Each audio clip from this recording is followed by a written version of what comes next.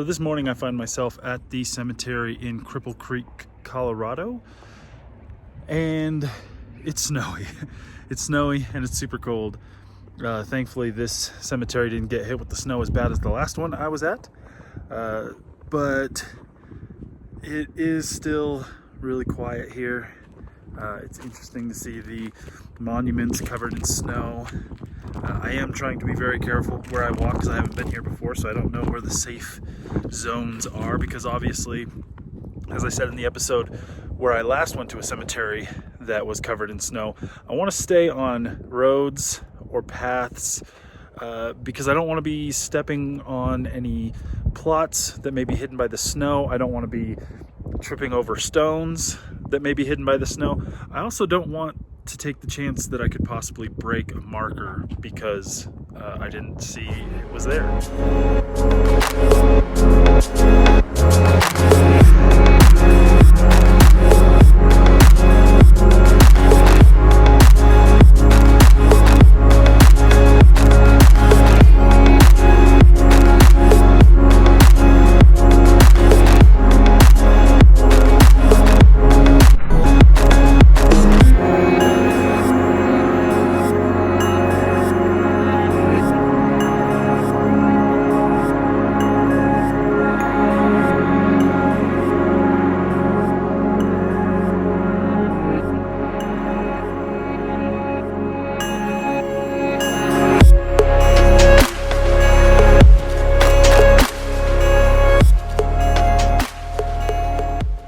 Woodmen of the world monuments, markers are usually super ornate. This is one of the more ornate ones I've seen. I've showed you in the B-roll another one that I found that was super ornate. The unfortunate part about this one is that as ornate as it is, you can see there used to be a bird head right there that has unfortunately snapped off. But I super enjoy those markers.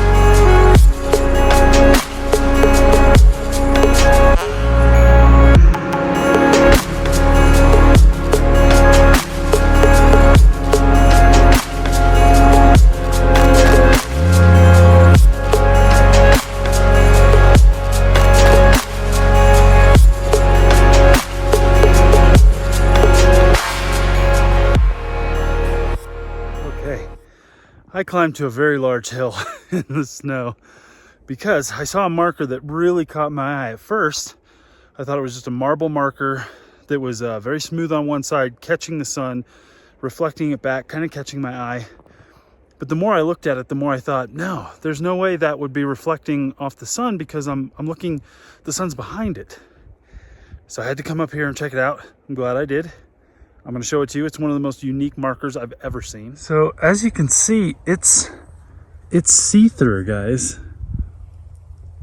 You can see through this marker of Polly Madsen.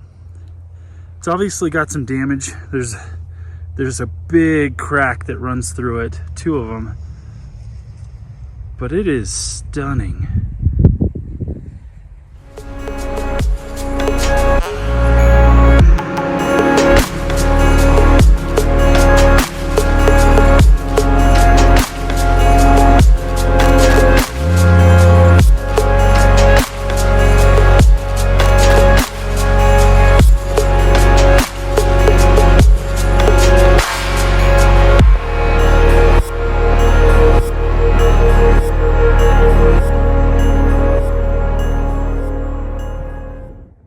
So we're now really high above the cemetery. It's on a hill and we're way up here. Whew. But as I walk here, I've been noticing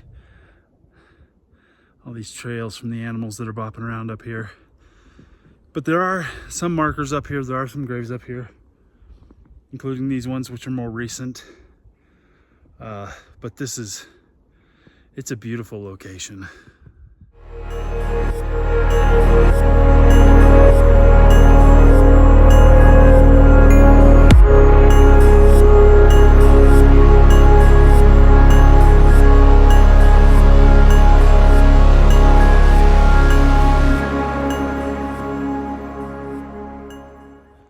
Overall, this is a very beautiful and peaceful cemetery. I'm sure it's as beautiful when it's not covered in snow as it is when it is covered in snow.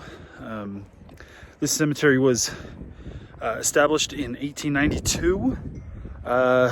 It has documented 2,000 burials here, but that is probably not officially correct because of the age of the cemetery. A lot of the original markers were wooden and have been lost to time, and so there could be a lot more.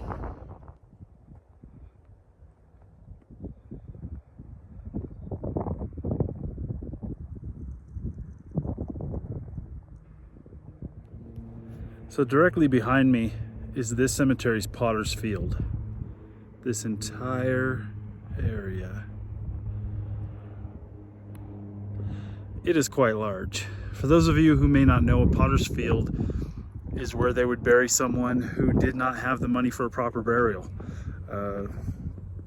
Homeless people, the poor, they would just bring them out to the field, bury them. Sometimes, I've seen some Potter's Fields would place stones, and by stones I mean literal rocks. They'd place a rock where that burial took place.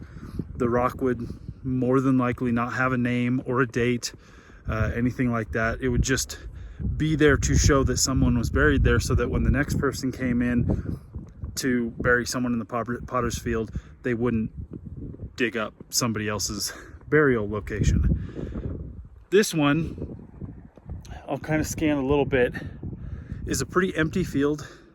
It's hard to tell because there's no real markers. It's covered in snow, so it's hard to kind of see what's really there. But you can make out some mounds with rocks, mounds with little placards to signify that there is indeed someone buried there. But according to that sign, over 2,000 people are probably buried in this one field alone.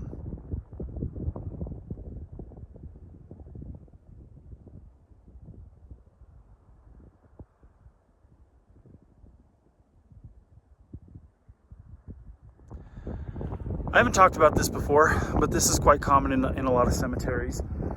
Burial plots that are either for families, for couples, husbands, wives, they will have a large stone, such as this one, that is the signifier that this is a plot, that this is a plot for the family or for the couple. And then they will have these smaller stones, such as this one, that will signify where that person was buried.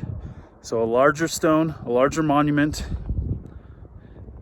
that would recognize this place as theirs, and then the more personal, smaller markers that would signify where they were actually buried. Let's take a closer look. A whole lot of information other than this is Mary, and on this side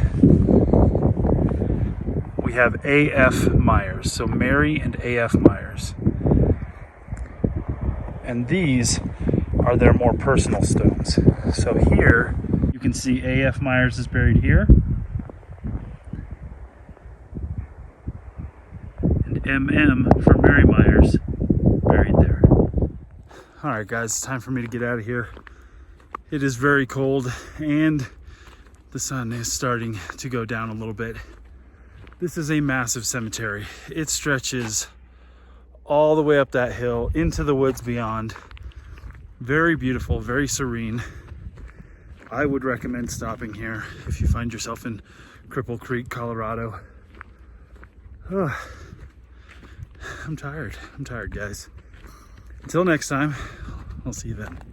Oh, and I just wanted to point out, because I totally forgot to do this, when I walked into the cemetery, because it's so old, because it's very historical, they give you a little brief history on the cemetery. It's got a map on it. It's got the explanation of all the different sections. I love it. I love it when they do this.